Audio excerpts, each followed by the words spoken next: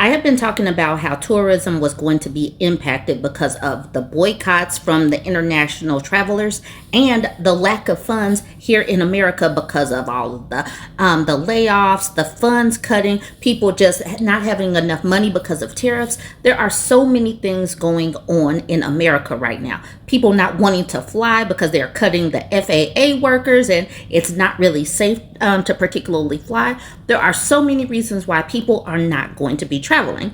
Las Vegas also has its own issues with resorts fees and raising the cost of food to exorbitant prices. It's like they are catering to like really wealthy people. So here in Las Vegas, we are actually, because I'm here, feeling the impact of the tourism slump. And so this article from 2 days ago says, Las Vegas casino dealers face layoffs amid tourism slump. Las Vegas, a city famous for its neon lights, packed casinos, and high-stakes thrills, faces a quieter reality. A recent slowdown in tourism is hitting the Strip hard, and it's the casino dealers who are feeling the brunt of it. Several major resorts and hotels have quietly started laying off workers, many of them table game dealers, as foot traffic on casino floors declines. Experts said a mix of rising traveling costs, fewer international visitors, and economic uncertainty is behind the dip in visitor numbers. Fontainebleau recently announced some layoffs as well as Resorts World. And Resorts World's having whole other issues because they just had to recently pay a $10.7 million fine, I think, to the gambling board because I think that they were out there doing some money laundering or something. All right, it says, we want those casinos to be successful, active, and robust because that gives our break-in dealers an opportunity to transition. That's the goal. CEG Dealer School Managing Director David Knoll said. According to the Nevada Department of Employment, Training, and Rehabilitation, the Las Vegas metro area ended 2024 with an unemployment rate of 5.9%, the highest of any large metro area in the country. The leisure and hospitality sector, which includes casino dealers, shed thousands of jobs over the past year. Industry insiders say some properties are moving toward more automated systems, such as electronic table games, which require fewer staff. Others are simply tightening budgets amid weaker earnings reports. We've seen our enrollment drop and people interested in becoming a dealer. We used to have a lot more people transition out of state and come to Las Vegas for the opportunities here, Knoll said. Hotel occupancy rates have also declined, with a drop of 1% overall in April and a larger decrease for hotels downtown of 2.6%. In 2024, the average hourly wage for casino dealers in Nevada was $19.96, closely aligning with the national average of $19.25. Despite Nevada's prominence in the casino industry, it did not rank among the top 5 highest paying states for this occupation. I saw this posted in the Vegas local subreddit saying, it's happening. So this is the ad. Locals exclusive no resort fee sale, skip traveling far, and enjoy modern luxury with a well-earned staycation. Treat yourself to a spontaneous getaway or weekend splurge VIP style at the all-new Sahara, Las Vegas. Special rates with no resorts fees. $59 Sunday through Thursday stays, $139 Friday and Saturday stays. These resort fees here, $54.95. That is one of the highest I've seen. When I first came down here the first time to stay, it was like $50 at Planet Hollywood, $50 a day. They are taxing people. And the thing is, before I started booking, I'm like, you have to pay this each day. It's not just a $50 fee tacked on. It's $50 a day. So if you see a rate that says $50, that's that rate. That does not include the resort fee. So you're basically paying $100 a day, even if the room rate says $50.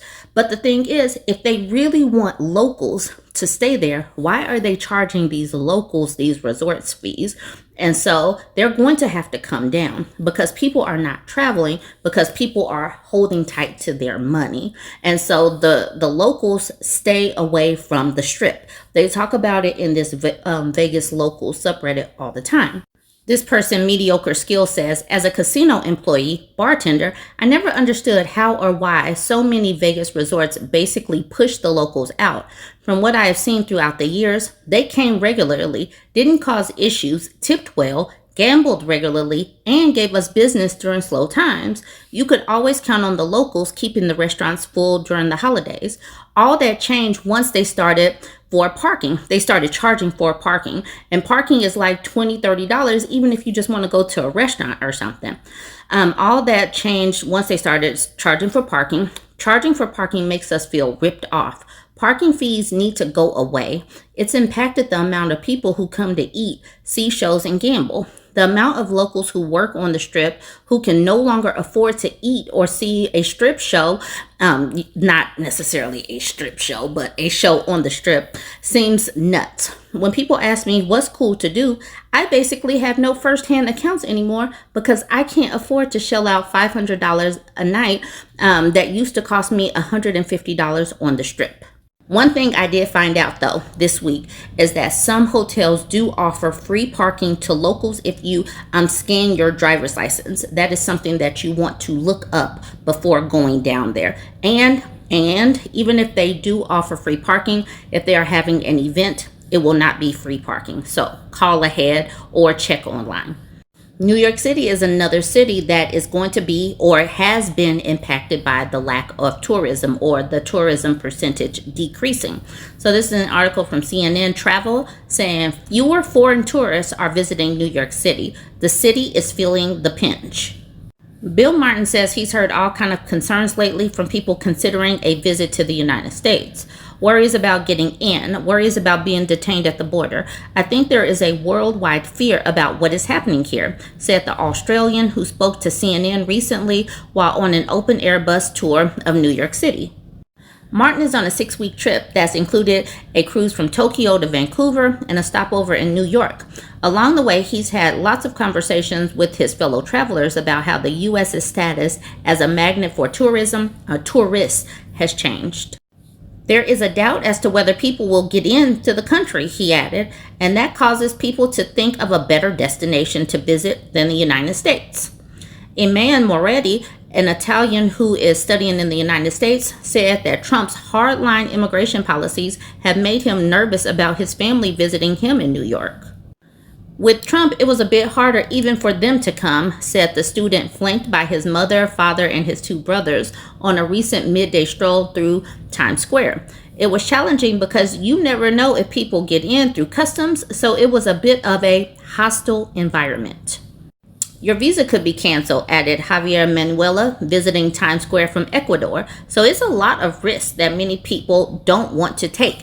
And I do not think that y'all should be taking these risks. It is not safe here. My country deserves a time out. Do not come here and spend your money. My country does not deserve it. The anxiety from foreigners about travel to the United States in 2025 is increasingly reflected in the numbers. Spending by international travelers to the United States is expected to be down $12.5 billion this year, according to the World Travel and Tourism Council. Some of the nation's leading tourist destinations, including Toronto, Miami, and Los Angeles, are bracing for how the decline will impact businesses that rely on spending from international travelers. The downturn is being felt especially hard in New York City, the nation's top destination for international travel. New York City Tourism Plus Conventions, the city's official marketing organization, has cut its forecast for international tourists in 2025 by 17%. Julie Coker, the group's CEO and president, told CNN the city is expected to host 2 million fewer international travelers this year than in 2024. That is obviously going to be millions of dollars that is pulled out of the economy, all because of Donald Trump. And that's at least, 17%. It could obviously be higher than that. We are still hopeful, but we are starting to see the booking slow down some, Coker said. International tourism is extremely important to us. While it only makes up 20% of our total visitation, it accounts for 50% of our visitor spend because tourists spend a lot of money. International tourists spend a lot of money. This was to be the year we were to hit pre-COVID levels, and so to have all this stall or pause, is what's disappointing. Canadians are increasingly skipping travel to the United States, as they should. New York City is the most popular port of entry for international visitors to the United States, and more people historically visit the United States from Canada than from any other country. But there's recent evidence that some Canadians offended by the political rhetoric coming from Washington are boycotting the United States.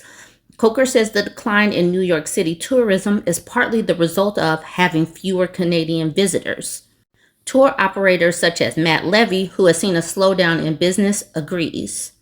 They're going to Halifax, they're going to Nova Scotia, they're going to Vancouver. They're spending money in their own country, said Levy, owner of Spread Love Tours, which offers customized tours of New York for art lovers, foodies, families, and other groups.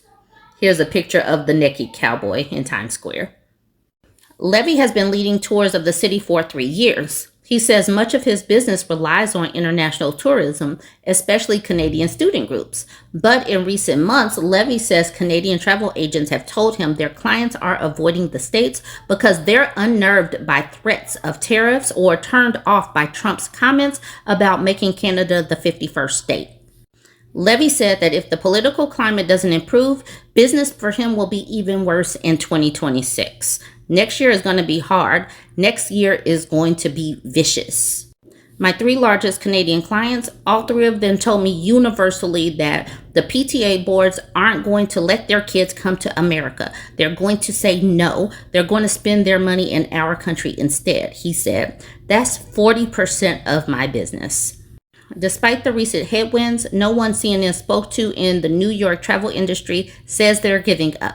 The hope is the heated political climate will cool down and the events such as the 2026 World Cup in nearby East Weatherford, New Jersey, and the U.S.'s 250th anniversary next summer will boost interest among international visitors. In the meantime, Coker of New York City Tourism Plus Conventions says her organization has been promoting the city with a campaign that's been running since May. Outside the U.S. is called With Love Plus Liberty New York City. Coker has a message for anyone thinking about visiting the Big Apple. What we say to them is, New York City is open for business, and while we have hit a bump in the road, we're here when you're ready to visit. They are still hopeful, and I do understand, but people coming here, they could get detained and get sent to these private prisons. These private prisons are just holding people for weeks just because. This is not the climate to be coming here willy-nilly just for a visit. So I say stay away for a little while. I know it sucks for these cities that depend on tourism. I live in a city that is dependent on tourism, but it is not safe here. The political climate is too hot right now. And is it really even safe to fly? Is it safe to just be a person who is not white? Is it safe to be a person that is not straight in this country? To that I say nay. Nay, I say stay away. Let me know what you think. Join the conversation, like, comment, and share.